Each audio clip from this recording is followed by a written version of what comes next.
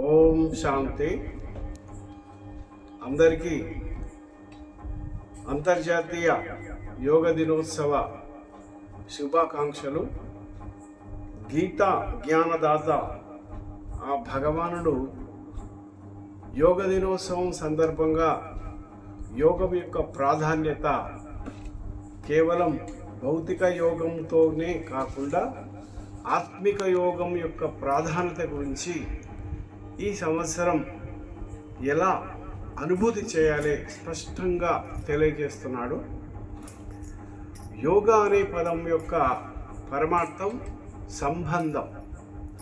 మొట్టమొదట ప్రతి ఒక్కరూ a sound mind in a sound body, ఆరోగ్యవంతమైన శరీరంలోనే మరి ఆరోగ్యవంతమైన మేధస్సు ఉన్నట్లుగా ప్రతి ఒక్కరి శరీరము మనస్సు రెండు సంపూర్ణ ఆరోగ్యంగా ఉండాలని భగవంతుడు కోరుతున్నాడు.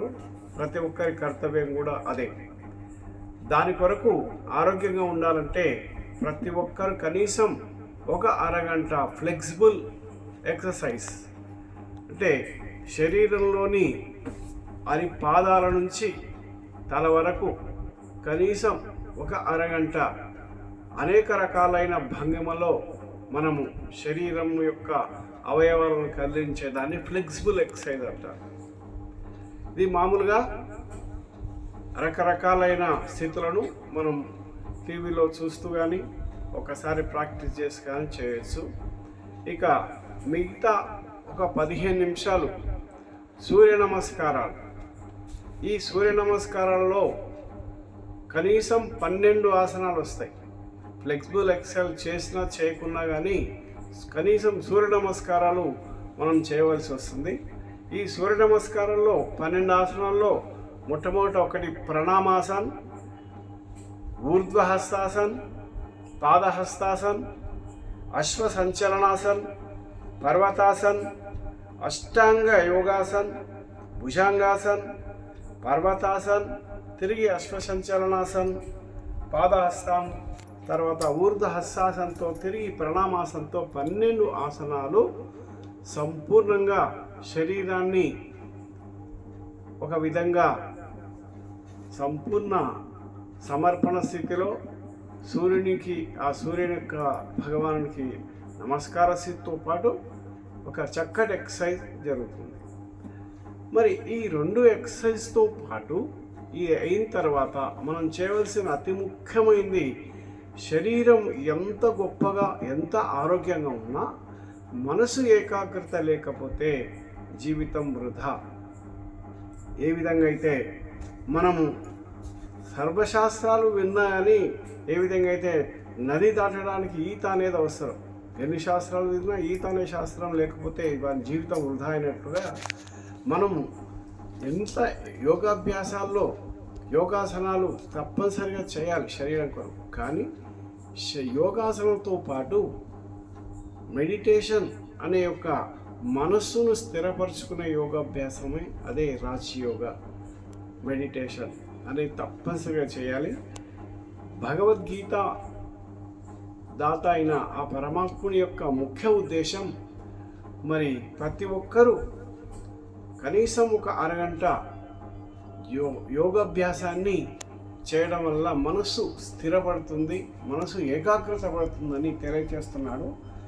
దాని కొరకే మనం భగవద్గీతలో ఒక 2 శ్లోకాలు చెప్పుకోవాలి. అదే ఏమిటంటే ముఖ్యంగా యోగినామపి సర్వేషాం మద్గతే నాంతరాత్మనః. ఏ అర్జున, నాకు ఎవరు అంటే అత్యంత ప్రియమైన వాడు యోగి, అంటే నిరంతరం నా స్మృతిలో ఉంటూ నన్ను నిరంతరం నా నుంచి శక్తి తీసుకునే శ్రేష్టమైన వాడే నాకు ప్రియమైన వాడు. రెండవది యోగం క్షేమం వహమ్యహం.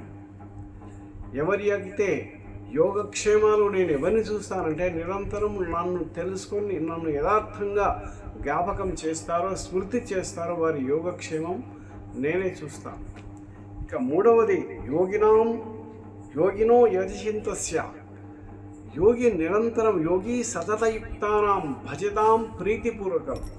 యోగి అనేవాడు నిరంతరము ఆ పరమాత్ముని యొక్క స్మృతితో పరమాత్మని యొక్క శక్తిని గ్రహించి ఆరోగ్యము, ఐశ్వర్యము, సంపూర్ణ శక్తిని పొందగలిగే సంపూర్ణ స్థితి కలుగుతారు. కాబట్టి అటువంటి యోగి కావాలి.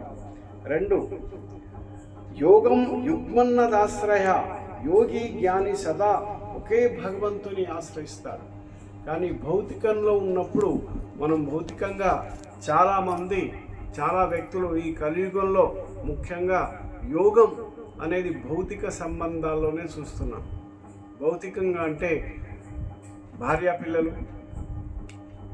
కుమారులు, బంధువులు, మరి స్నేహితులు, ఈ 5-6 రకాలైన సంబంధాలు భౌతిక సంబంధాలు అంటారు. ఈ భౌతిక సంబంధాలు కలియుగంలో ఏ విధంగా మనకు అనాయాసంగా స్మృతికి వస్తుంది, కానీ భగవంతుని స్మృతి మాత్రం త్వరగా రాదు. మరి ఇక్కడ భగవంతుడు ఏం చెప్తున్నాడంటే గీతలో అంత్యకాలేచ మామేవ స్మరణముక్త కలేబరం. ఈ సమయంలో కలియుగంలో ఎవరికి ఏ సమయంలో ఎప్పుడు అతి తీవ్రమైన స్థితి అనేది తెలియదు. అటువంటి క్షణంలో మనము భగవంతుని నిరంతరం స్మృతి వల్లనే మనకు అది సాధ్యం. ఎందుకంటే ఇప్పుడు కలియుగం అనేది అతి తీవ్రమైన విపరీతమైన స్థితిలో ఉంది. మనము మొన్న అనేక రకాలైన ఉదాహరణలు చూస్తున్నాం. గుజరాత్లో జరిగిన మహాప్రమాదంలో తెలియకుండా 250 మంది ఎలాంటి పాపం చేయకుండా వాళ్ళు మరణించడం, అదే మాదిరిగా ఒక హాస్టల్ విద్యార్థులు కూడా తెలియకుండా వాళ్ళు ఎటువంటి పాపం చేసుకున్నారు. మనం విజ్ఞానం ఎంత అభివృద్ధి చెందినా కానీ ఒక ప్రమాదాన్ని ఆపలేని స్థితిలో ఏర్పడుతుంది. కాబట్టి అదే కాకుండా మనం కరోనాను కొంతవరకు నివారించగలిగిన ప్రారంభంలో మనం ఎంత మాత్రం నిస్సహాయ స్థితిలో ఉన్నాం. అలాంటి పరిస్థితులు గాలి, నీరు, అగ్ని, వాయువులు అవి విజృంభించి కరోనాలాగా మరొకటి వస్తే మనం ఏం చేయాలనే ప్రశ్నకు సమాధానం భౌతిక ప్రగతిలో లేదు. ఈరోజు మనం చూస్తున్నాం ఏదైతే ఇరాన్ మరియు ఇజ్రాయెల్ పైన మరి ప్రపంచ దేశాల యొక్క అమెరికా కానీ రష్యా కానీ విజృంభించి ఆ యొక్క యుద్ధాలను ఇంతవరకు 4 నెలలుగా ఆపలేకపోతున్నాం. మరి అక్కడ అభివృద్ధి అనేది ఎంత మాత్రం మనం ప్రగతిలో మనం వెళ్తున్నామా, వినాశం వైపు వెళ్తున్నామా మనం చూడలేకపోతున్నాం. ఇటువంటి పరిస్థితుల్లో యోగాద్భవతి సమ్మోహ. మనము యోగం ఒక్కటే భగవంతుడు మనల్ని క్షేమం, ఐశ్వర్యం, మనకు సంపూర్ణ రక్షణ అని తెలియజేస్తున్నాడు.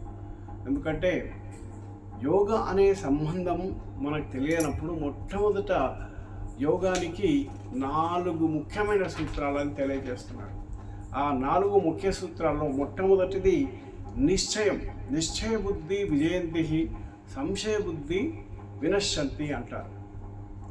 అంటే మొట్టమొదట ఎలాగైతే మనస్సు అనే పట్టణంలో ఎవరైతే గుర్తుకొస్తారో అదే స్మృతి, అదే స్వరూపం వస్తుంది. అంటే ఇక్కడ మొట్టమొదట భగవంతుని యొక్క నిశ్చయం మనకు కలగకపోతే అతని స్మృతి స్వరూపం రాదు. అందుకొరకే మొట్టమొదట హూ ఆమ్ ఐ అనే ఒక క్వశ్చన్ మనం ప్రతి ఒక్కరూ వేసుకోవాలి. నేను ఎవరిని? శరీరంలో ఒక చైతన్య శక్తిన. మరి ఇటువంటి ఎవరితో నేను యోగం చేయాలి? ఎవరితో సంబంధం? శరీరంతోనా, ఆత్మతోట? కానీ మరి ఇక్కడ మనకు తెలియవలసిందంటే శరీరంలో ఒక చైతన్య శక్తి భృకుటి మధ్య మెరిసే ఒక నక్షత్ర తార. I'm a star, I'm like a power of God. నేను భగవంతుడి యొక్క శక్తి స్వరూపాన్ని, ఒక జ్యోతి స్వరూపాన్ని అని ఒక సమాధానం లభించాలి మనకు కూడా. ఇక రెండవది నిశ్చయంలో who is God, what is the connection to me and to him అనే యొక్క సంబంధాలు వచ్చినప్పుడు భగవంతుడు మనకు తల్లి, తండ్రి, గురువు అనే 3 సంబంధాలు మనకు ఆటోమేటిక్గా రావాలి. అప్పుడు ఆ భగవంతుని శక్తి మనలో వచ్చేస్తుంది. ఎప్పుడైతే నిశ్చయము అనే యొక్క పదం అర్థం తెలుసుకున్నప్పుడే రెండవది సంబంధం మనకు తెలియాలి.